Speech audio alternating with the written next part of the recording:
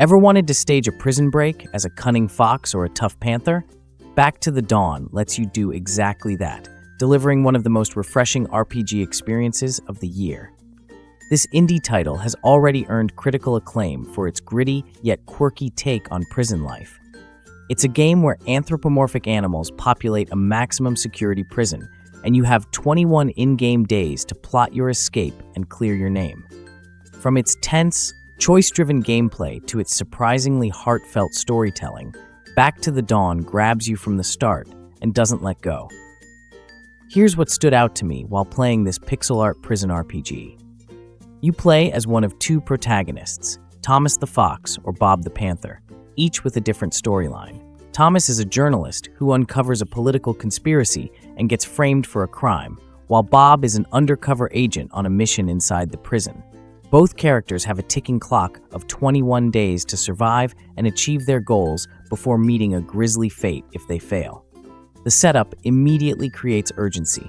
Every day in Boulderton Prison counts.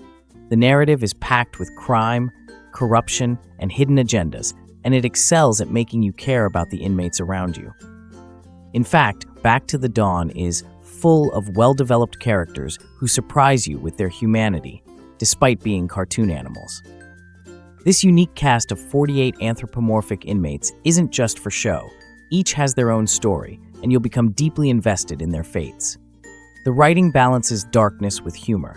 There's a sarcastic, adult cartoon vibe to many interactions that keeps things from feeling too bleak.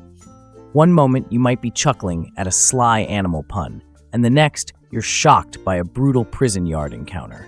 It's a testament to the strong storytelling that these tonal shifts work and the game's world feels alive. At its core, Back to the Dawn is a prison life simulator RPG. Think of a blend between the Escapists and Disco Elysium with a dash of Dead Rising-style time pressure. Each day follows a strict prison schedule, roll call, meals, work, etc., and you must choose how to spend your limited free time. Will you work a prison job to earn cash, befriend fellow inmates to gain allies, or snoop around for evidence and escape routes? The game's mechanics are deep and unforgiving. You have stats like strength, agility, intelligence, and charisma to manage, as well as survival meters, hunger, sanity, hygiene that you can't ignore. Nothing comes easy behind bars. Money is scarce, and almost everything you need requires a favor or a trade. Accomplishing a goal often means doing 3 or 4 other tasks first, capturing the nothing comes free reality of prison life. This includes a clever D20 dice roll system for actions. Whenever you attempt something risky, say picking a lock or sneaking contraband, a digital roll determines success, modified by your stats. It adds a bit of luck and a tabletop RPG feel, keeping you on your toes. Exploration and choice are huge in this game. Boulderton Prison is large and filled with secrets, vents to crawl through, items to craft, and gangs to negotiate with. There are 3 major prison gangs, and how you deal with them can drastically change your experience. You might try to stay neutral or end up joining one for the perks. Every choice matters, and the way you navigate prison politics and alliances will shape how your escape attempt plays out. Certain events happen on fixed days, just like in Dead Rising or Pathologic, so if you're not in the right place at the right time, you could miss opportunities. This design creates tension. You're always asking, should I be exercising for that strength boost or gathering info for my escape? You won't have time to do it all, at least not in one playthrough. In fact, Back to the Dawn practically expects you to fail on your first run and try again. Don't be discouraged when you hit a bad ending on day 21. The game is built for New Game Plus and multiple playthroughs. It even features a memory recall mechanic to rewind time in small doses, but ultimately, getting the best outcome will likely require starting fresh with your newfound knowledge. The upside is tremendous replayability. Thomas alone has about a dozen possible escape routes, each with different quests and challenges. I immediately wanted to restart after my first escape, just to see what I missed. It took me a while to get the hang of everything. There's a lot to juggle, and the game doesn't pull any punches early on. The game throws a lot at you, quests, routines, crafting, combat, etc., and it can feel overwhelming or even unfair in the beginning. But if you enjoy complex, systems-driven RPGs that don't hold your hand, you'll relish the challenge. Every failure teaches you something, and every success feels earned. The variety of mini-games and side activities, from weightlifting contests to clandestine poker games, also keeps things interesting, ensuring there's never a dull day in prison. Back to the Dawn sports a vibrant pixel art style that stands out immediately. The game is played from a top-down, isometric perspective with richly detailed 2D sprites. Each area of the prison, from grimy cell blocks to the yard and cafeteria, is drawn with care. Reviewers have praised the visuals as some of the best in recent indie RPGs, noting all the little touches that bring the prison to life. Characters might be talking animals, but don't let the cute factor fool you. The art still conveys grit and danger.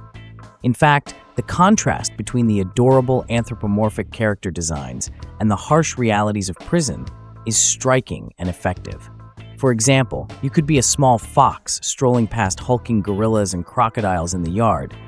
It's a visual twist that drives home how vulnerable you are in this hierarchy. Despite the retro pixel look, Back to the Dawn doesn't feel old school in a bad way. It feels deliberately stylish.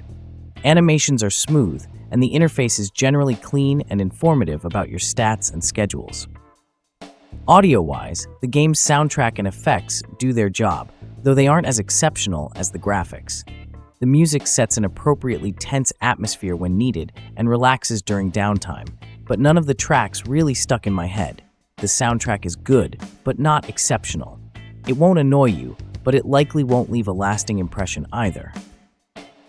On the plus side, the minimal voice acting and text-based dialogues are well-written and localized. I didn't encounter awkward translations or typos in the English text. The script is polished and conveys the humor and drama effectively. Given that the game contains over 500,000 words of narrative content, truly a story-rich experience, it's great to see the quality of writing hold up. The immersion is further enhanced by little audio details. The clanging of cell doors, the distant shouts echoing in the halls, all reminding you that you're in a living prison environment. Few games manage to juggle deep RPG mechanics, real-time decision-making, and a unique visual identity without stumbling. But this one pulls it off with surprising confidence. RPG progression, life sim strategy, branching narrative, and a unique art style. Back to the Dawn manages to deliver a brutal yet rewarding prison saga that had me hooked for hours on end. The excellent visuals and compelling gameplay systems make it one of the best prison escape games I've ever played. It's not a flawless experience. New players might feel a bit lost at first, and some story aspects, like a few side characters not being fully fleshed out, leave room for improvement. But these issues hardly overshadow the ambition and fun on offer. Metalhead Games has crafted an adventure that is deep, challenging, and surprisingly heartfelt. One moment, you might be bribing a guard under the table. The next, you're navigating gang rivalries or stumbling onto something bigger than your sentence that reaches far beyond the prison walls. The game keeps you engaged with high stakes and meaningful choices. If you're a fan of strategic RPGs or enjoyed the planning aspect of Hitman and the narrative depth of Disco Elysium, this title should be on your radar. In short, Back to the Dawn is well worth playing and a great example of how indie RPGs can shine.